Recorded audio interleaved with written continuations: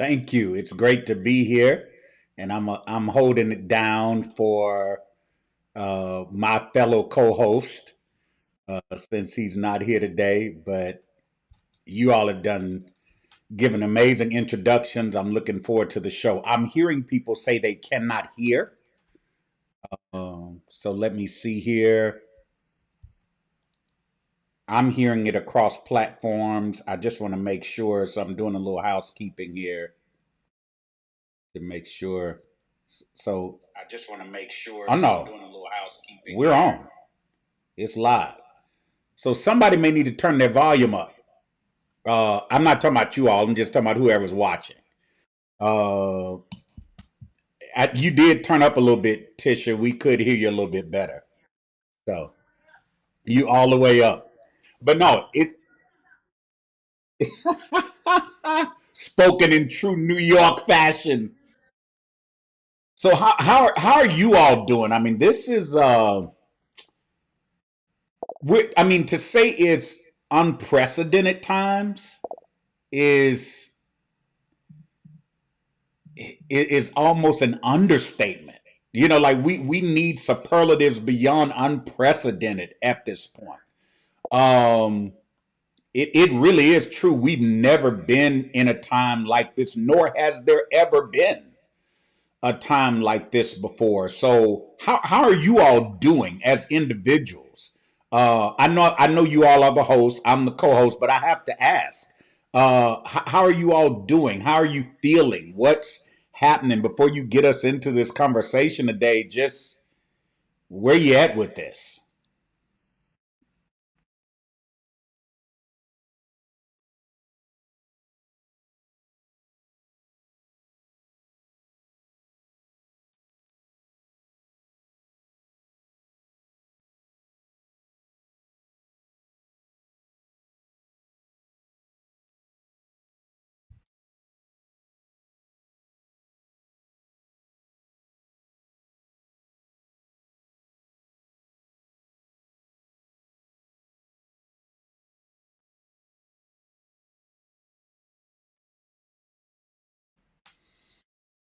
So I'm switching some things around. My brothers just come in the room. So y'all give me a minute to just switch some names. Keep talking.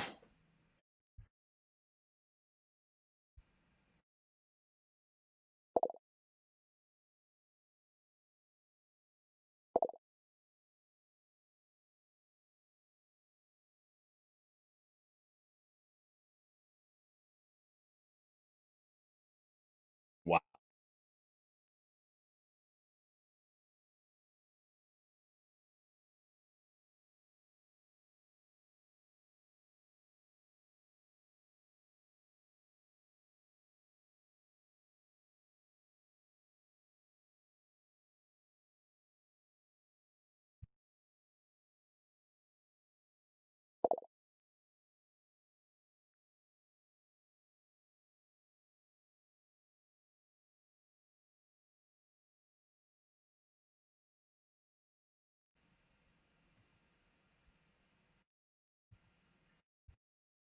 I can hear you.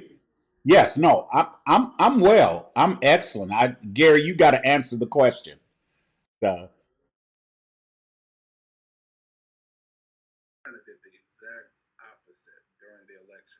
It's just always been my thing to zero in on CNN like that. So from Tuesday, because typically you're not watching it for multiple days, you're typically watching it at night, but my television did not change from CNN until last Saturday because I wanted to see all of it. And for me, it was some personal things with Georgia turning blue.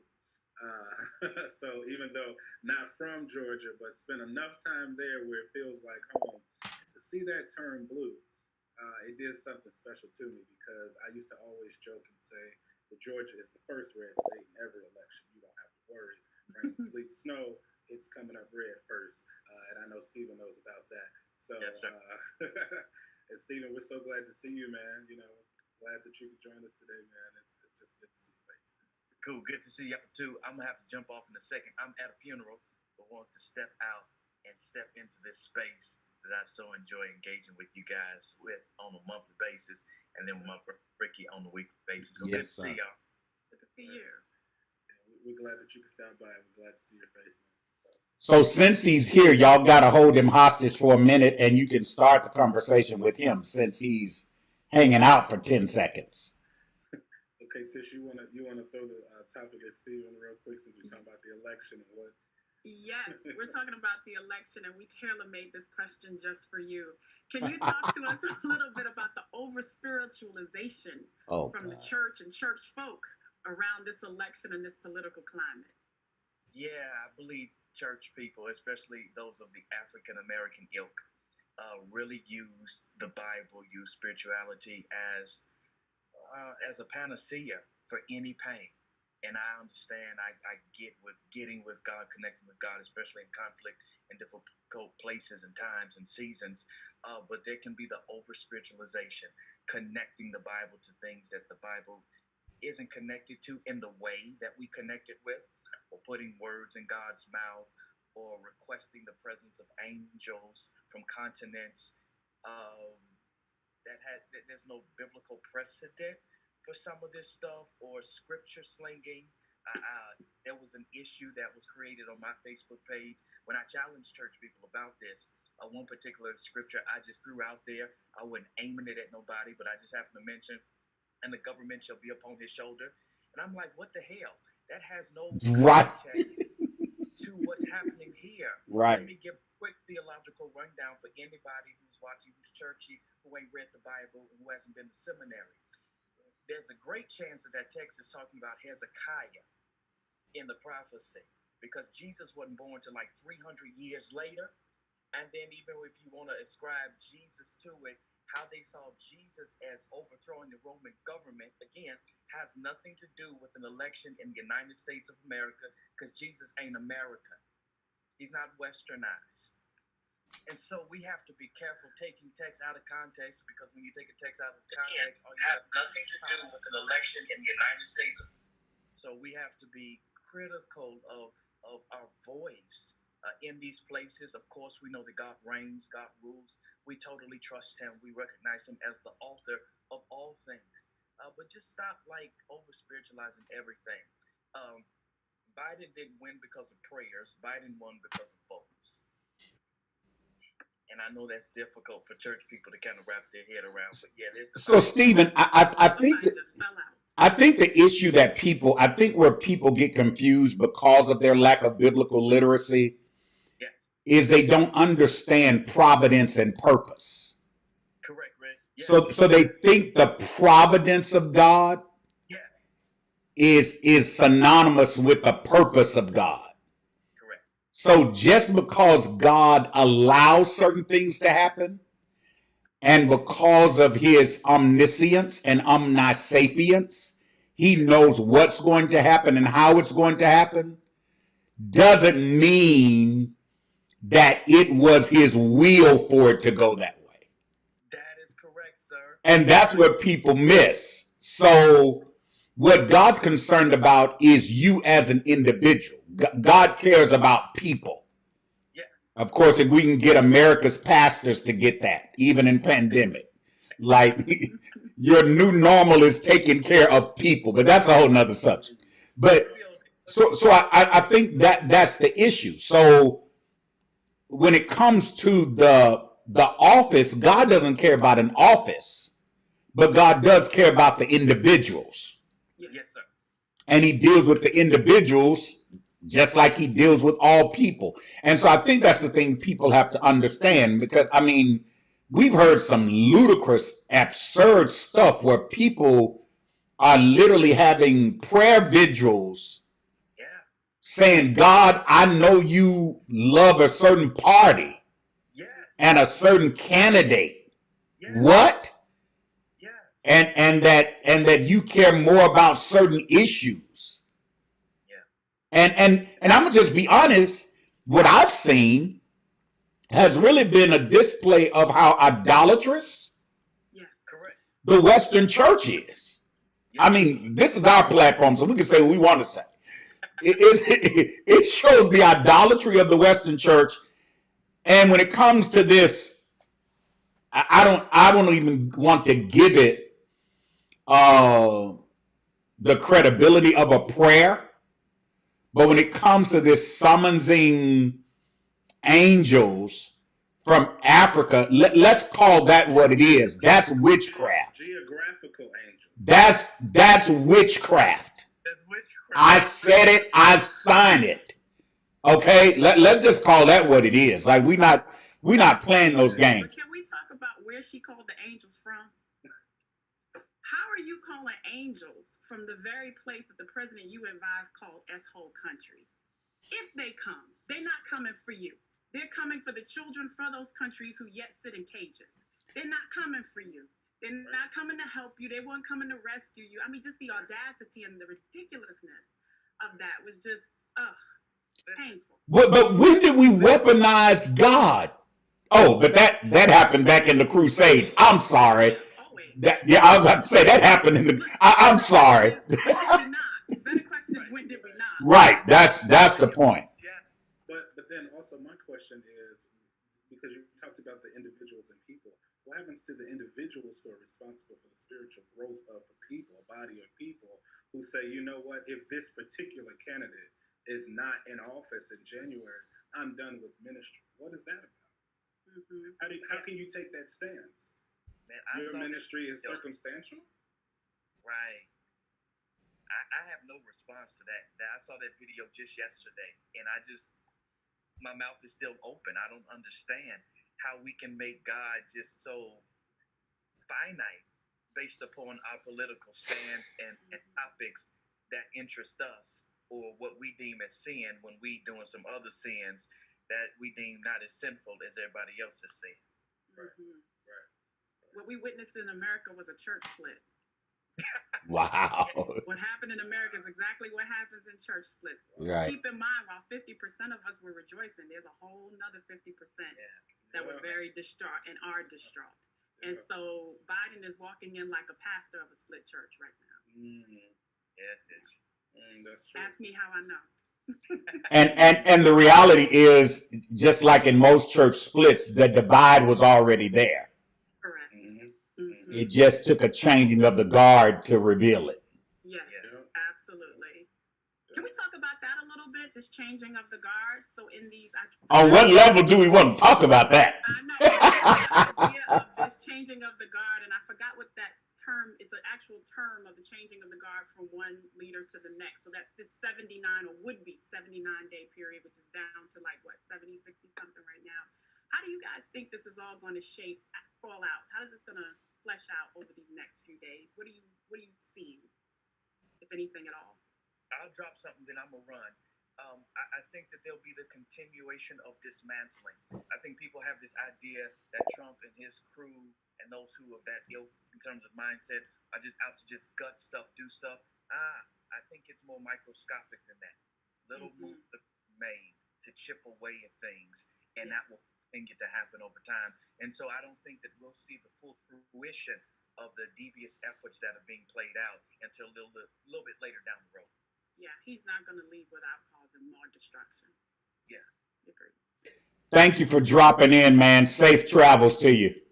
Awesome. Y'all have a great day. All right. Bye. Peace, bro. Y'all are working me on this production side today. Oh, you got the grace for it. You got it. You know. No, I mean, Tisha, I'll jump in there while I'm moving stuff around. No, you're fine. You're fine. I think that it's going to okay, before what I think, I have an issue with, I feel like there should be some level of forbearance or period of time where during this time you shouldn't be able to do executive orders. That's kind of my concern. You know what I'm saying? Because now that you know that there's no turning back, that you can't get what you want, how bad will it get? How bad will you turn? How wicked will you be? But I don't think that he's going to, the current sitting president, I don't think that he's going to go quietly at all. I saw that some of his lawsuits, he dropped some of those. But even with that, I'm afraid that you're going to see him be escorted out in handcuffs. I don't think that you're going to see him coming out gracefully. I don't think you're going to have an exchange conversation with him and Biden similar to what President Obama did for him. I don't think you're going to see that, which even goes into good leadership and what does that look like, you know? So I don't think you're going to see that, because right now he seems like a toddler having a tantrum. Absolutely. But what I did find some solace in. I did see, as the results started to unfold, and we started to see that this was definitely going Biden's way, I watched the news anchors flip on him, because it was almost like, oh, he doesn't have power anymore. So, you know, as they started coming out to say things like, well, the current president, he tweeted this, but I'm not going to read it because it's a total bunch of lies. You know what I'm saying? And it was just like, oh, y'all have a backbone now. You know, so I do think that it will be gradual. I think that we will take the necessary steps to get to where we need to go. However, I think that he will be an opposing force to not go gracefully, quietly, but very reluctant. So, Gary, I would say to that, and I understand where you're coming from, but I think people fail to realize the power of our republic. I don't think it'll get to the point of handcuffs, but at the same time, I agree. I think he's going to create as much muck and mess as he possibly can. But I do think we need to understand we are witnessing democracy at work. In other words, the reason certain things are put in place is for when it's challenged, right? So the reason we're practicing this democracy that we're in is so that we would have some safeguards, supposed safeguards, if we found ourselves in a place where that democracy was being challenged. So hopefully we'll see it strengthen as a result of this. But to your point, even when the candidate that lost came on and was saying, "I won," I literally saw it. Like, I was watching one of the networks and they just went to something else. They were like, we're not even tolerating this. We're not allowing this to happen. Like, you're not going to say that. But I think that speaks to a larger issue too, and that is the fact that things are not getting ready to change. Things have changed across the board. And I opened the show by talking about that to say this is unprecedented, unparalleled is an understatement. We're in a different world. Totally different world. Which forces the issue as it relates to how we navigate, how we lead, how we engage. And I think we have to deal with the fact that this is already beyond pandemic. You get what I'm saying? The changes that are happening in our world are at this point very sustainable. It's people's paradigms have shifted. How they're going to live, even on the other side of this, has changed. And so, how are you all seeing this? The effects of the change, even in your personal lives. Like, what does that look like? I'm sure I'm segueing into something that you all have next, but sure. It's just the inevitable. And that's a great question, because now we're 8 to 9 months into this, and everything has changed. The world as we know it has changed. Everything has changed. Who would have thought that at this point we would say COVID is the least of our worries? Isn't that something? Right. That when you break it down, it's like, okay, I'm going to wear my mask, wash my hands, and stay 6 feet apart. But about this other stuff, right? We feel like COVID is the least of our worries. Personally, I am a little stressed and concerned about having to go back into quarantine. Okay. That's stressing me out a little bit. because it was one thing to be in quarantine when the weather was getting warmer and the days were longer. It's another thing to be going back into quarantine where the days are shorter and it's much colder. These long winters that we have, this long winter we have ahead of us. And so I'm concerned for that, for myself and for my congregation and for the people that I lead. Very concerned about our mental state at this point.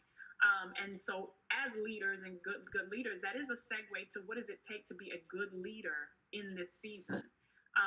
But just to go back really quickly on what you said, I'm reminded in this whole thing with this election and Trump's behavior about Gladiator. When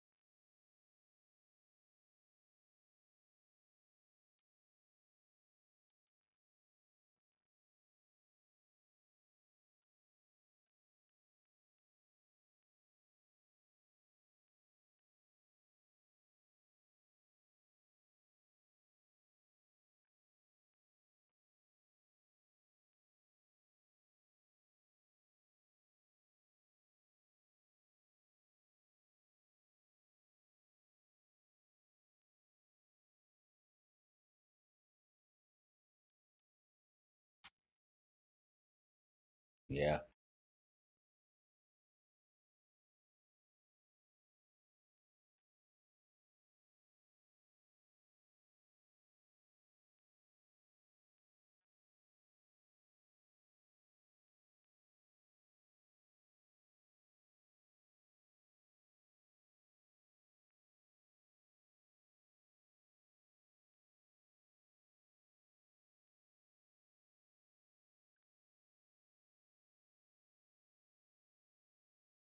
Wow.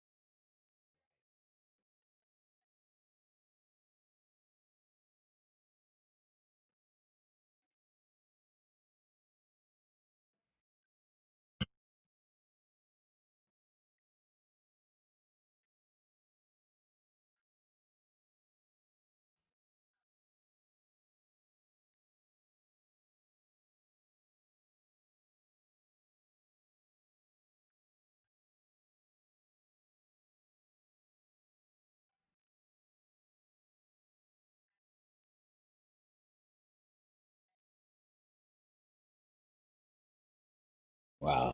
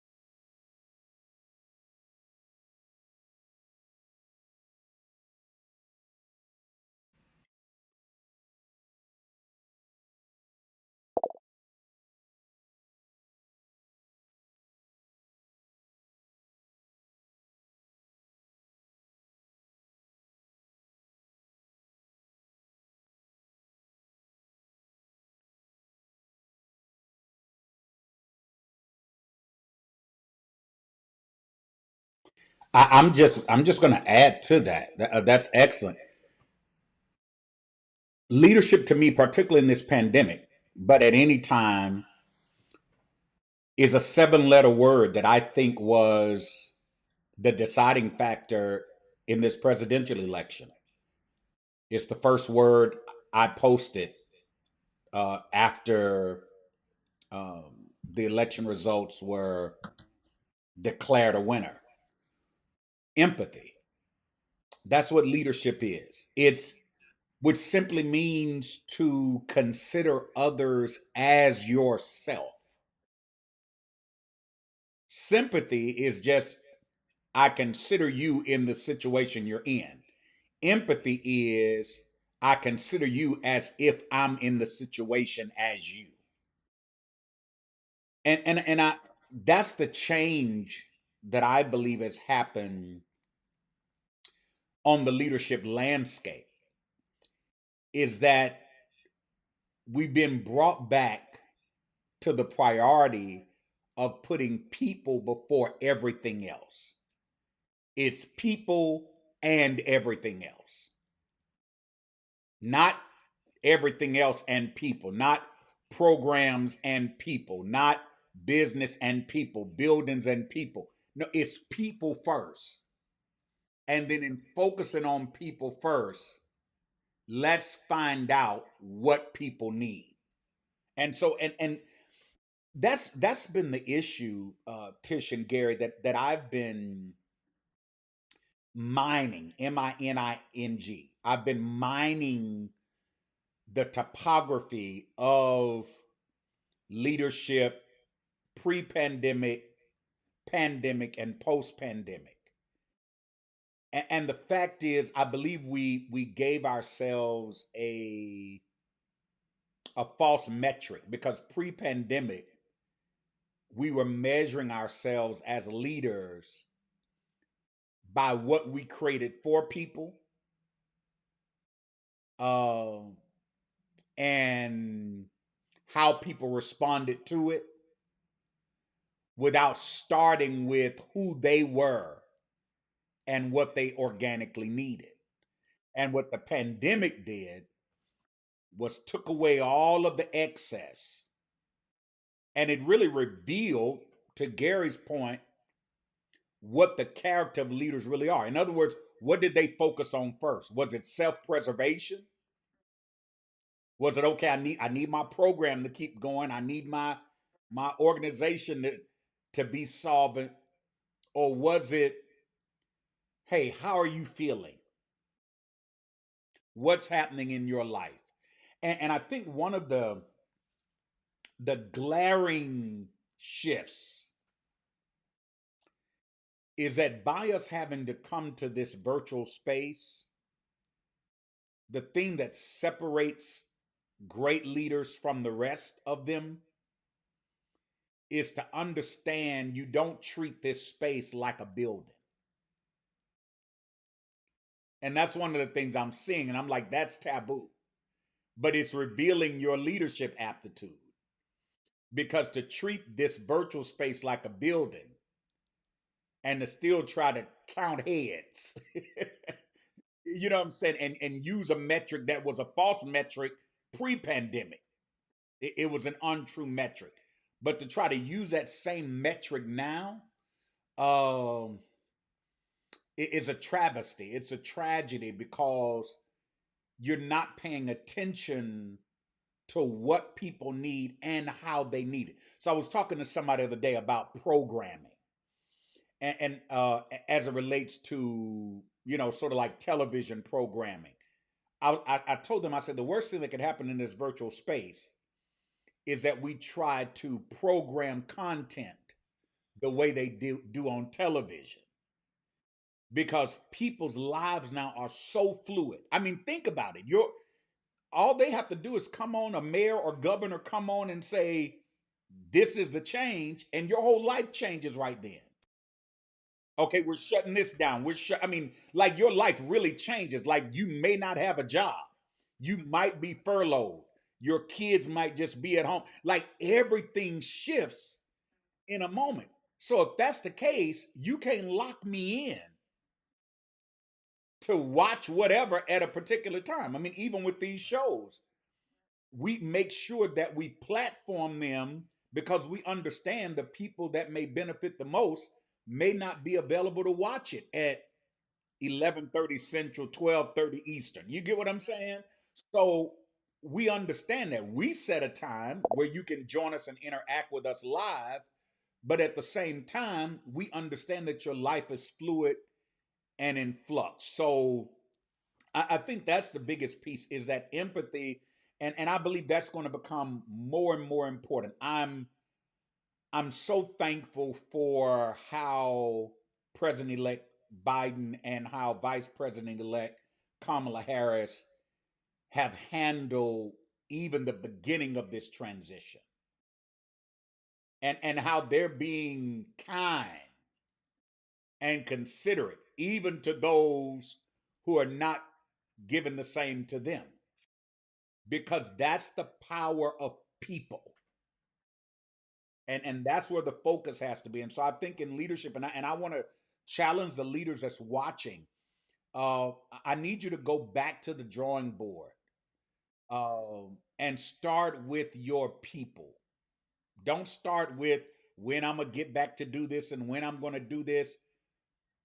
Just sit down and go old fashioned, go old school with a church directory, with a employee directory, and just pick up the phone and call. I mean, that's one of the things I've done, whether it's with my teams or staff. Gary's here. Gary's a part of both of my teams in one particular context of leadership that I'm in. And I'll just text or call and ask and say, "Hey, how you doing?" And he knows me. I'll lean in and just wait. Don't try to brush me off. You know what I'm saying? Like, oh, that's Dr. Allman. He cares. He's from the South. He's just kind of, no. What's going on? How you feeling? I'm gonna ask the question in 100 ways until I find a way that will pull an answer out of you. But that because that's what matters. And then based on his response, I'll say, hey man, well you need to do this. You know, or pay attention to this while I'm adding work to him, by the way. but but that empathy is important. So I think for leaders, what Gary said is critical because that's your identity. And so your capacity to show empathy is going to be based on your character. You can't have one without the other.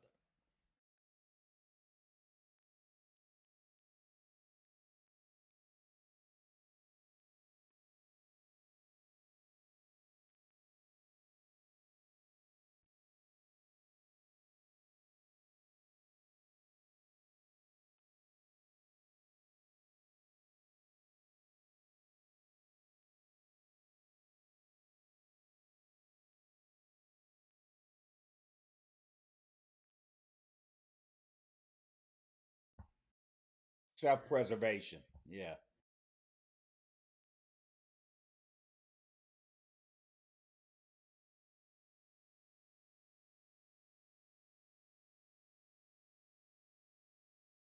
Well, what if your self-preservation is greed?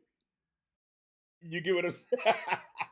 It's like if greed is your motivation, then I get what you're saying. Like, it's one thing for you to just try to maintain, and I don't see that as self-preservation, right? You're just trying to maintain and keep your shipper right, like Tish said earlier. You know, just as an individual, but it's a greater issue when you're motivated by something that doesn't consider humanity.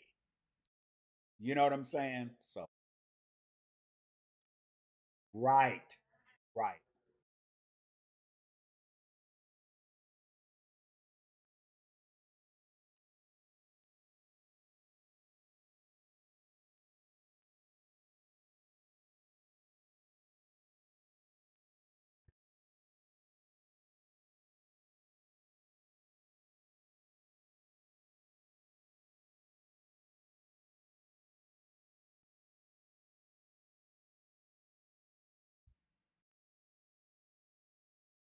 No, you're fine. No.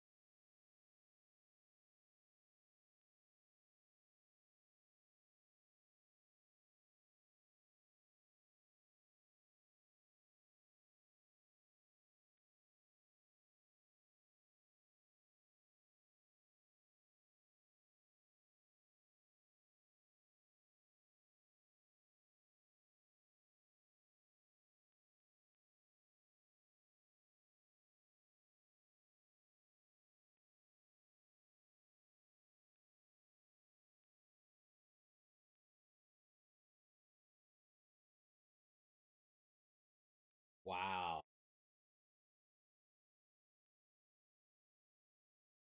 Wow.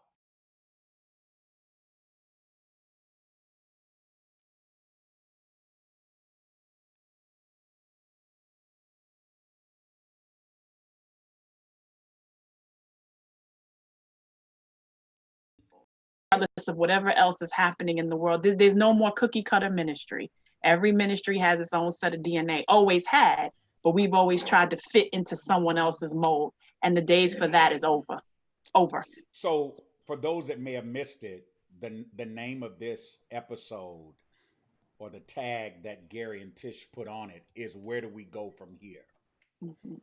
I would like to propose four things that I believe are going to be very critical, no matter which way the numbers go with COVID-19. Hopefully, they will have a precipitous decline in short order.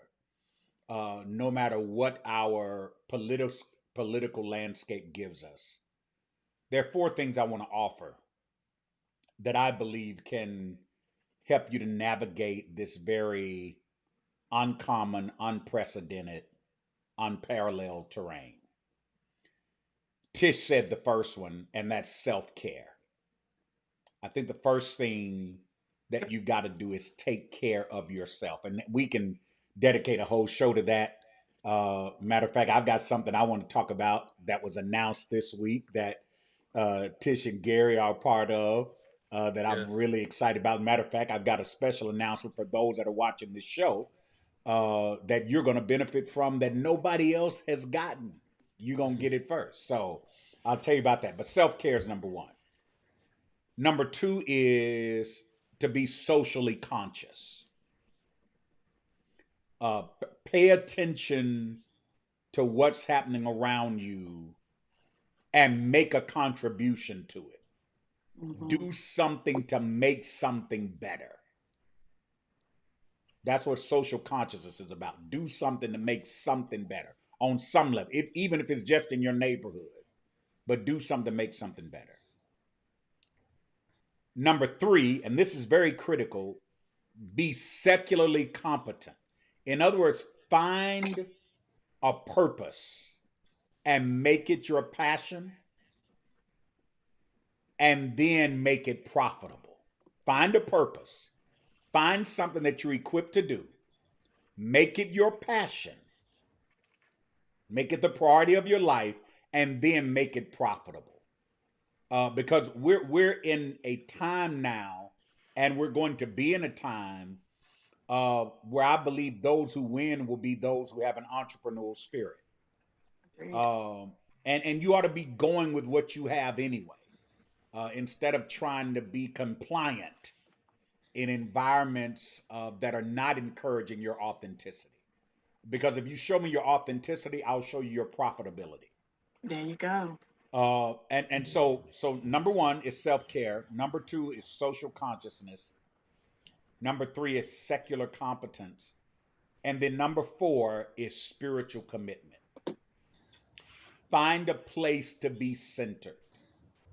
And I know there are a plethora of ministries and preachers and motivational speakers and podcasts like this one and others and ebooks and all of those things you can read, but find something that speaks to what you need, because everybody needs something different. So find whatever platform, church, motivator, mentor, find something that speaks to what you need. And I would encourage you, for those that may not have ever had one, find a mentor in your life. It's easy to reach out now. We're all in this virtual space. All you got to do is hit them in the DMs, and reach out and say, look, I need somebody to help guide me through this. But this spiritual commitment should be your anchor. And I think with that spiritual commitment, I feel like spiritual commitment and self-care tie everything else together. Yeah. It brings it all together. So with that spiritual commitment, we're talking about meditation and prayer. We're talking about consistent reading. Those that are in my friendship circle, I'm always sending them an article or a book Yes. recommendation, and we do it for each other while we're in the middle of writing books and all of this stuff.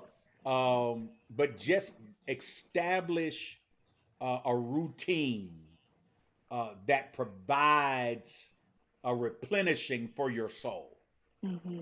And maybe we just need to come back and just talk about Yeah. that, because I Yeah. think that's the most important thing in the Bible. In the Old Testament, you read occasionally where the question is raised: is it well with your soul?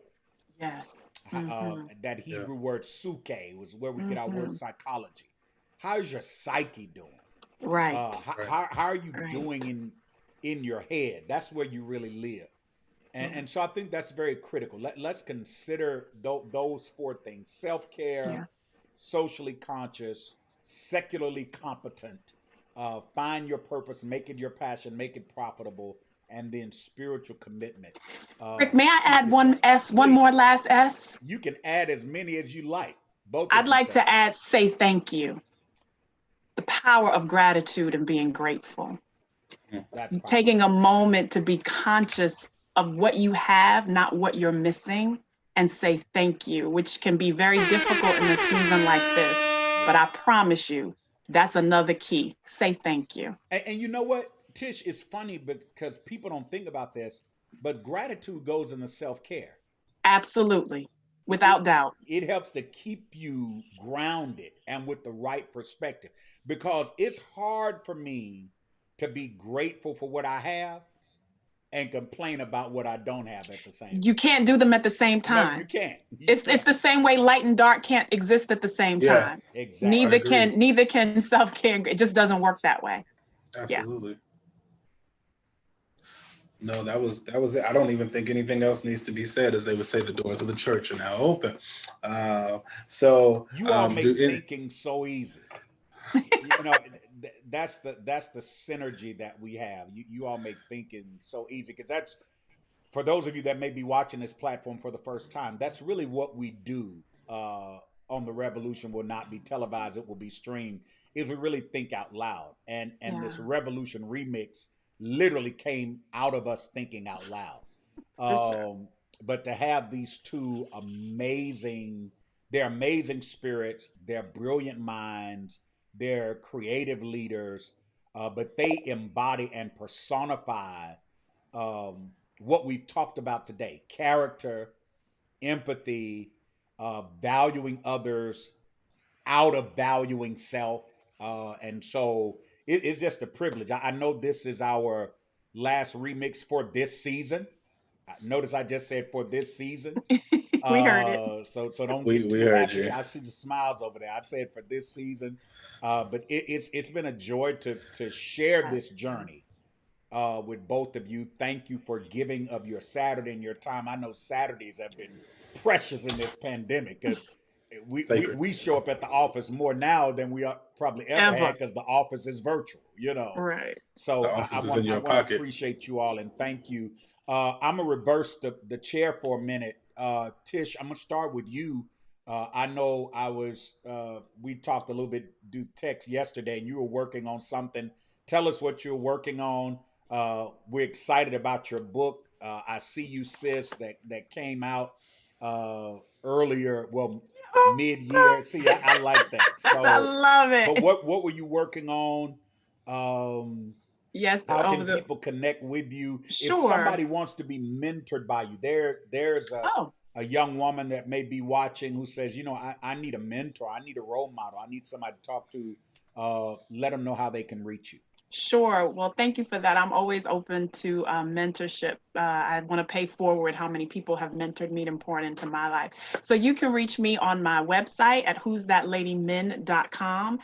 You can reach me there. You can find all things I See You, Sis. You can invite me to speak. You can invite me to be a part of our book club. All of those things we're looking for. I See You, Sis ambassadors.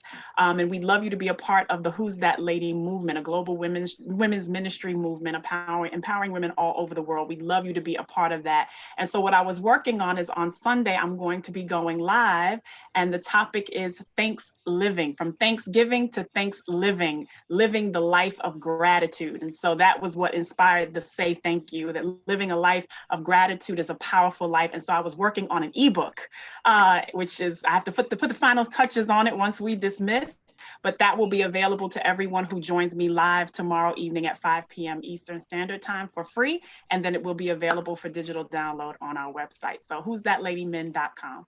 And the book is available on Amazon. You're making that available to everybody that joins you tomorrow evening at 5 p.m. Everyone that joins me on Who's That Lady on Demand, go to that Facebook page, join the group. If you join me tomorrow at 5 p.m. Sunday Eastern Standard Time, you will get the book. You will get the code to download the book for free. So we're gonna put the link to her Facebook group in this caption.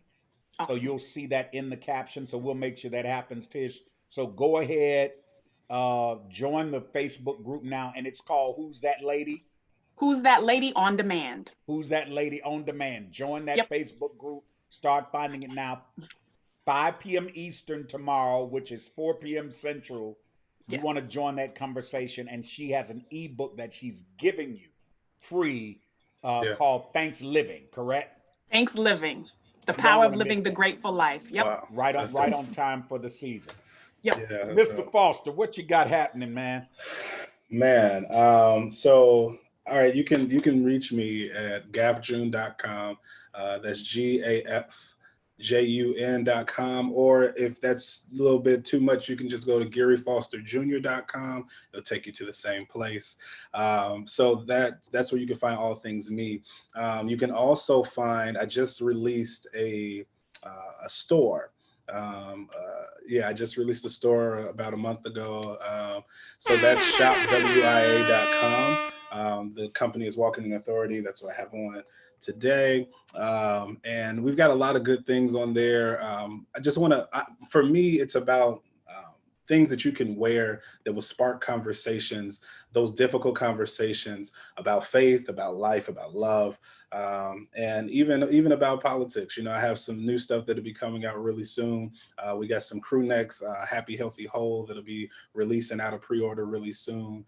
So those are things that you can check out with me. I will be having 2 more Gladiator TV podcasts for you this year, one for Thanksgiving and one for Christmas.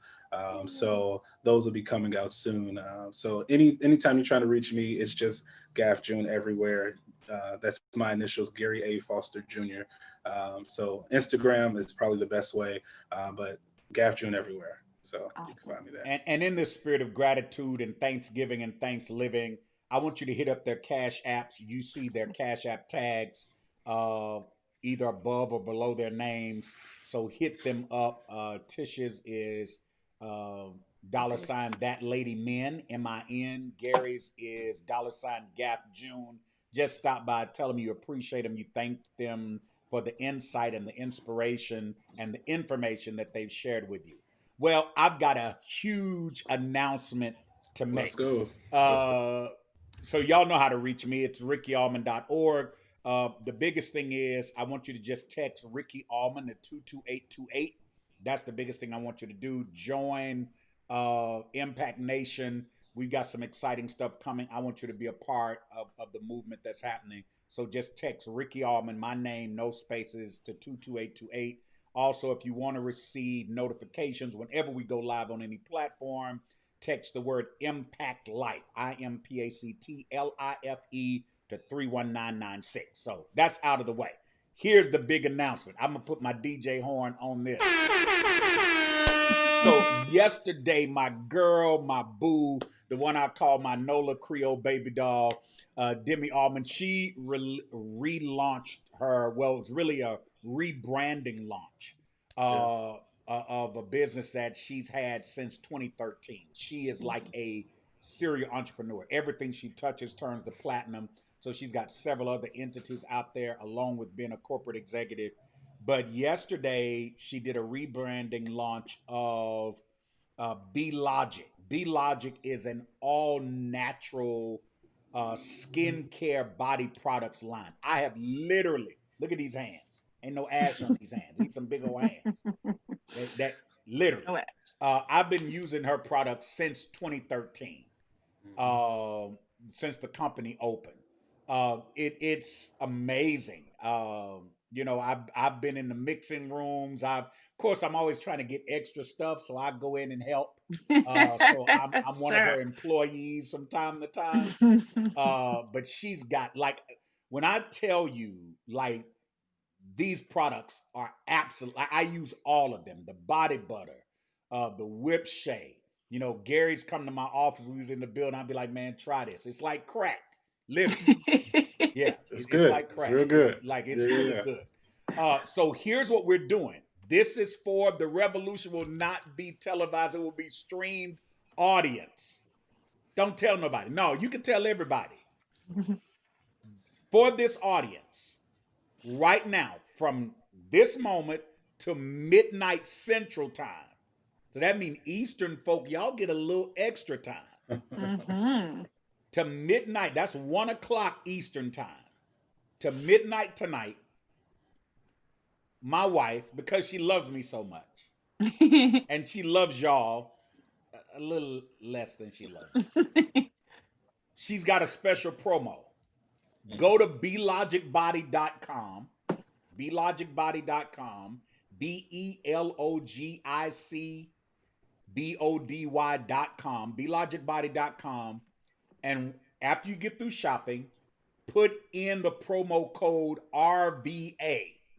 Those are my initials. I love it. RVA, and you get 20% off. What? Now, the regular promo was 10%. That's dope. But if you go today till midnight tonight, you get 20% off. Now, y'all getting in on my love. That's because she loved me. That y'all get some of this. So go to belogicbody.com. Also, you want to join the BeLogic squad because she's got like crazy stuff planned. I was like, this is crazy. Like, I was just talking with her. We have these things called Strat Conversations. And I was talking to her about some of the stuff she had planned and talking to her team. Like, the holidays, y'all about to be straight. Y'all about to be on straight summer sexy in the middle of the winter. So go ahead and join the BeLogic squad. Just text the word BeLogic. That's it. BELOGIC to 22828 and you'll get in. But from now until midnight, 20% off. Just put in RVA, my initials, 3 letters, and you get that. So tell everybody, go over there now. This has been The Revolution. Will not be televised. It will be streamed. I'm so honored to have hosting us today for this Revolution Remix, the one and only incomparable Reverend Tisha Dixon Williams and the irrepressible Mr. Gary A. Foster Jr. Gaff Jr. I'm Dr. Ricky Allmon. Enjoy your Saturday. Enjoy your weekend. Wear your mask. Physically distance. And enjoy your life. We'll holler.